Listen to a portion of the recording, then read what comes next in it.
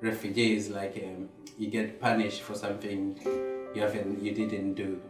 It's like you committed a crime which you haven't done and then get charged for it. But I realize that's not the case because we're just human.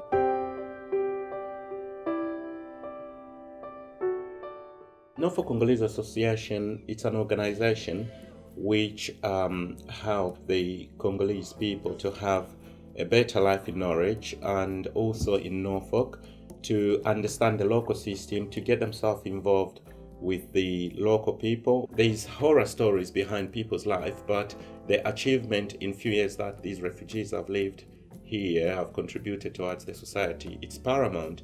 I could say that maybe 65% of our Congolese adults, they work into health and care professional settings to help people who are in serious crisis and in need. So they are refugees, they carry the tags. Of course, it's difficult for them to even admit that I'm a refugee, but they can also contribute toward the society. To be honest, war is bad. There was a lot of things going on in Congo. Things like war, starvations. So it's quite intense and quite sad. The rebels or the attackers can come, kill you for nothing, slaughter you, pound babies in mortars, and rape you or force you to have love or make sex with your own mom or dead person or your daughter in front of public. I was born in Congo, but because of war, then I was forced to leave to different countries, Zambia. My journey was long.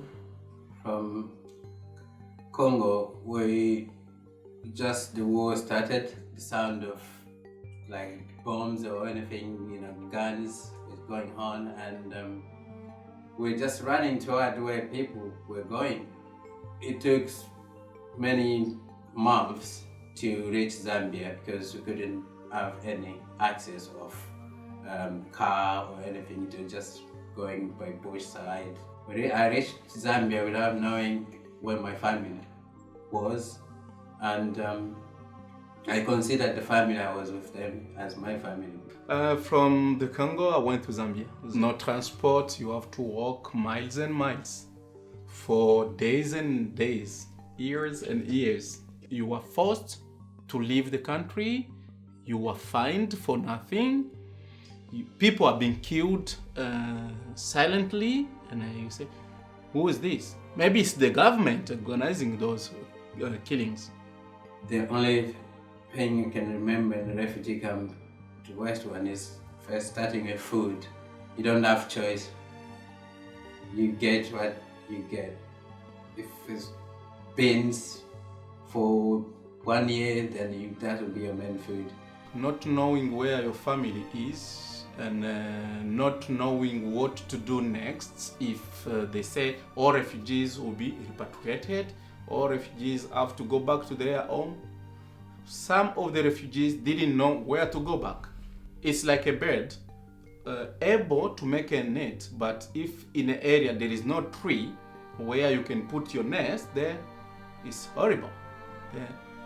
UN came and they were interviewing people. They were Americans, these UK, all over the world, asking for people who can come for labor and do that. So from there you have to wait where you're going to be going. So you don't have to choose to go to UK or to America or to Australia, but you just need the protections. We enrolled and we succeeded. And finally, we are here together with you. Since I was little, the hair was I like doing hair. I like working with people. And then my mom was a hairdresser. It was like a family running business. When I came over, and then I decided to continue just on that one because it's like I like doing hair. I met with John in a Norfolk Congolese Association. I met John there, and then we talked about the business. I told John I'm a hairdresser, I can do hair. My idea is to open a business in Norfolk, but I don't know where to start because John lived to used to live here before me. He knows many people, he knows the place. We settle the business together. We are foreign people here, we know, but you can settle your life if you want. Like me, I have got 2 kids. My daughter, she's 10 years. She was born in Scotland. I keep telling her you have to focus on your study, be positive, be somewhere. Don't look like, oh, I'm foreign here, my parents. No, you have to be positive. Refugee or not, you have to be positive on your life. I have to do something for my life, for my future. I went to school, I studied English, I had know how to do hair, so let me set up the business and pay my tax, and then I can help other refugees when they come to teach them how to do hair. I can advise people like a refugee, don't see yourself as a refugee, you have to do something, you have to focus. You are in foreign country, you have to do something. Jules has got a bit of a difficult life, obviously, but Jules is one of the person who is so close to his family, like to do things together with his family and have lots of guests going to visit him. He is so friendly, so kind, despite of his background, the life that he's been through in the refugee camp in the Congo when they were running away from the war. But of course, Jules is one of the role models in our organization. John he's had a bad life, of course, but at the moment I live really close to John and we work hand in hand, and I've seen that John's life is dramatically changed.